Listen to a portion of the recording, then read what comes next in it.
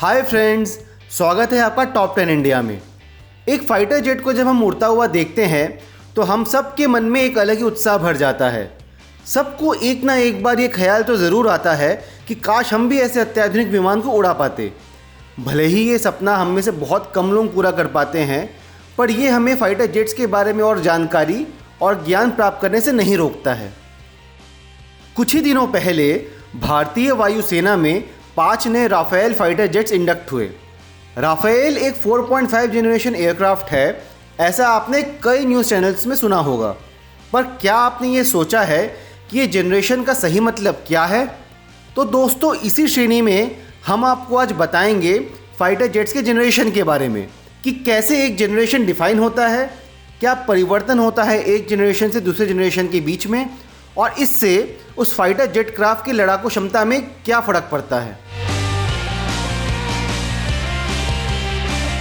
जब भी कोई नया ब्रेक थ्रू या आविष्कार एयरक्राफ्ट के डिज़ाइन, एवियोनिक्स और वेपन सिस्टम के क्षेत्र में होता है जिसे हम पुराने एयरक्राफ्ट में लागू नहीं कर सकते उन्नयन के द्वारा, तब हम ये कह सकते हैं कि एक नए जनरेशन ऑफ फाइटर एयरक्राफ्ट का निर्माण हुआ है।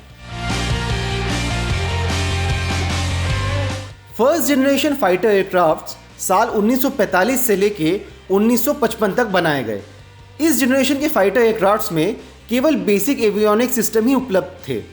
इसमें किसी भी तरीके का रेडार प्रणाली उपलब्ध नहीं था जिससे कि ये विमान अपना आत्मसुरक्षा कर सके। इस जनरेशन की एयरक्राफ्ट की एक विशेषता ये थी कि ये सब जेट इंजन से लैस थे और सब सोनिक स्पीड पे ही उड़ पाते थे। अगर हम वेपन सिस्टम की बात करें तो इनमें मशीन गन्स, कैनन के साथ अनगाइडेड मिसाइल्स और रॉकेट की सुविधा भी उपलब्ध थी। 2 विमान जो इस सदी के सबसे घातक एयरक्राफ्ट्स माने जाते थे वो है सोवियत समूह का मिग-15 और यूएसए का F-86। ये दोनों एयरक्राफ्ट्स एक दूसरे के आमने सामने कई बार आ चुके हैं। शुरुआत में मिग-15 F-86 से ज़्यादा घातक लड़ाकू विमान माना जाता था, परंतु टेक्नोलॉजिकल एडवांसमेंट के बाद धीरे धीरे यूएसए ने भी F-86 को इतना अपग्रेड कर दिया कि वो मिग-15 के टक्कर का बन गया। इन फाइटर एयरक्राफ्ट्स का एयर कॉम्बैट में बड़ी पैमाने में उपयोग हुआ है, खास करके कोरियन वॉर में। आपको ये जान के आश्चर्य होगा कि F-86 इंडो पाक वॉर में भी उपयोग हुआ है 1965 और 1971 में। सेकेंड जनरेशन फाइटर एयरक्राफ्ट्स का स्वर्ण दौर 1950 से लेकर 1960 तक रहा। सेकेंड जनरेशन फाइटर में पहली बार रेडार की सुविधा उपलब्ध कराई गई। इस रेडार की सुविधा उपलब्ध कराने से पहली बार एयर टू एयर कॉम्बैट मुमकिन हो पाया। रेडार पर ही आधारित फ्लाइट अर्ली वार्निंग सिस्टम पहली बार फाइटर एयरक्राफ्ट पर इंट्रोड्यूस किया गया। इंजन का डिज़ाइन और प्लेन बॉडी के एरोडायनामिक्स में प्रमुख बदलाव लाए गए। इसी वजह से पहली बार फ्लाइट सुपरसोनिक स्पीड को प्राप्त तो कर ही पाया, बल्कि इसके अलावा इसी स्पीड को लंबे समय तक बनाए रखने में कामयाब हुआ। ये गौर करने वाली बात है कि इस दौर में एयर कॉम्बैट विजुअल रेंज के अंदर ही हुआ करते थे, परंतु सेमी गाइडेड मिसाइल्स का मारक क्षमता धीरे धीरे बढ़ता चला गया। सेकेंड जनरेशन का सबसे घातक विमान मिग-21 को माना जाता है, जिसे सोवियत संघ ने निर्माण किया था, और ये उस समय के बाकी विमानों से तकनीकी रूप में काफ़ी ज़्यादा विकसित था। गौर करने वाली बात यह है कि आज भी ये विमान भारतीय वायुसेना में सबसे ज़्यादा इस्तेमाल होने वाला लड़ाकू विमान है। कुछ ही समय पहले विंग कमांडर अभिनंदन वर्तमान ने इसी विमान का इस्तेमाल करते हुए पाकिस्तानी एयरफोर्स के F-16 विमान को गिराया था। भारत के साथ साथ कई सारे देश ऐसे हैं जो आज भी इस सेकेंड जनरेशन विमान को इस्तेमाल करते हैं।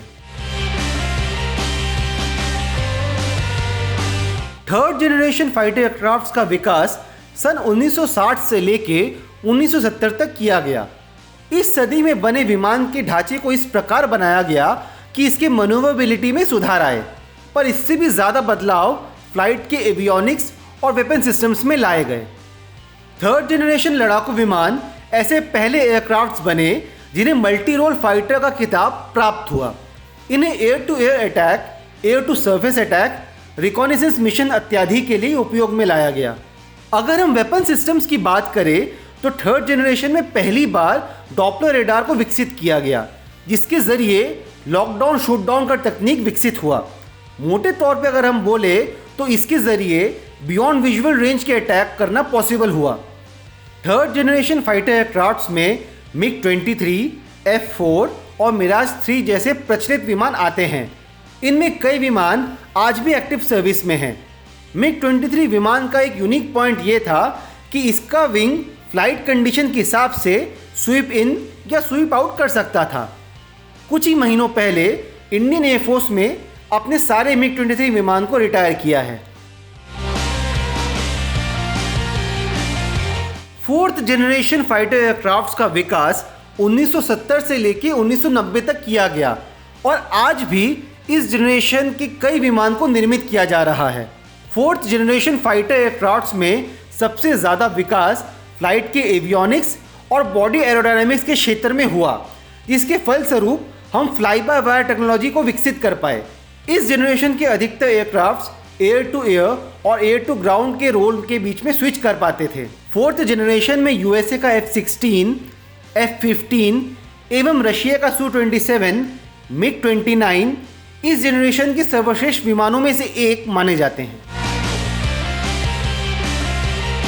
आपको ये जान के आश्चर्य होगा कि आधे जनरेशन इंक्रीमेंट करने की वजह कॉस्ट कटिंग था। मिलिट्री बजट को कम करने के लिए एग्जिस्टिंग फोर्थ जनरेशन एयरक्राफ्ट में कुछ तब्दीलियां लाए गए, जैसे कि stealth, radar absorbing material, thrust vector controlled engine, higher weapon carrying capacity और हायर रेंज। इस तरीके के जेट का सबसे उत्तम उदाहरण FA-18 सुपर हॉर्नेट है। कई यूरोपियन कंट्रीज़ ने अपने खुद के विमान बनाए जो इस जनरेशन की श्रेणी में फिट बैठते थे, जैसे कि यूरोफाइटर टाइफून, सैप ग्रिपिन और डासॉल्ट राफेल। इन नए एयरक्राफ्ट्स में देखा जाए तो सबसे ज़्यादा विकास इनके कंप्यूटर सिस्टम में लाए गए, जिसके बलबूते पे अर्ली वार्निंग सिस्टम को डेवलप किया गया। फिफ्थ जनरेशन को अगर एक शब्द में कहा जाए तो वो है स्टेल्थ। 2005 से लेके अब तक चल रहे इस नए जनरेशन ऑफ एयरक्राफ्ट पिछले सारे जनरेशन से कई गुना ज़्यादा आगे माना जाता है। Advance manoeuvrability, avionics, advance weapon system, electronic warfare, you name it and this generation of aircraft has it. पर सबसे इंपॉर्टेंट कैरेक्टरिस्टिक इस एयरक्राफ्ट का nose to tail low observable material feature माना जाता है। माने कि ये एयरक्राफ्ट इतना ज़्यादा एडवांस्ड होता है कि दूसरे फिफ्थ जनरेशन के एयरक्राफ्ट भी इसे अपने रडार पे ढूंढ नहीं पाएंगे। वीडियो पे आप देख सकते हैं कि इन एयरक्राफ्ट का बॉडी बहुत ही स्मूथ और रिफ्लेक्टिव होता है और इसके सारे वेपन्स कंसील्ड होते हैं। ये एयरक्राफ्ट इतना ज़्यादा एडवांस्ड होता है कि विरोधी एयरक्राफ्ट को पता ही नहीं चलेगा कि उस पर मिसाइल कोसों दूर से दाग दिया गया है। बियॉन्ड विजुअल रेंज फाइट में इस फाइटर एयरक्राफ्ट का कोई जवाब नहीं। अगर इलेक्ट्रॉनिक्स की बात करें तो इस जनरेशन ऑफ एयरक्राफ्ट में पायलट को 360 डिग्री व्यू मिलता है, माने कि अपने हेलमेट से विमान के सारे मापदंड वो देख पाता है। F-22 रैप्टर विश्व का सबसे खतरनाक लड़ाकू विमान माना जाता है, जिसे यूएसए बनाता है। ये विमान इतना एडवांस्ड है कि यूएस गवर्नमेंट इस विमान का निर्यात नहीं करता है। रशिया और चाइना दोनों अपने अपने खुद के फिफ्थ जनरेशन एयरक्राफ्ट बना रहा है, पर आज भी वो यूएसए के F-22 रैप्टर से कई साल पीछे हैं।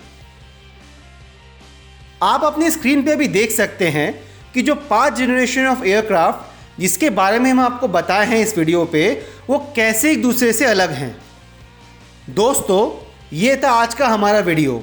हम उम्मीद करते हैं कि आपको आज का हमारा ये वीडियो बहुत पसंद आया होगा। कमेंट्स में लिखिए कि आपको अगला वीडियो कौन सा देखना है। वीडियो को लाइक करके और चैनल को सब्सक्राइब करके हमको सपोर्ट कीजिए। Thank you.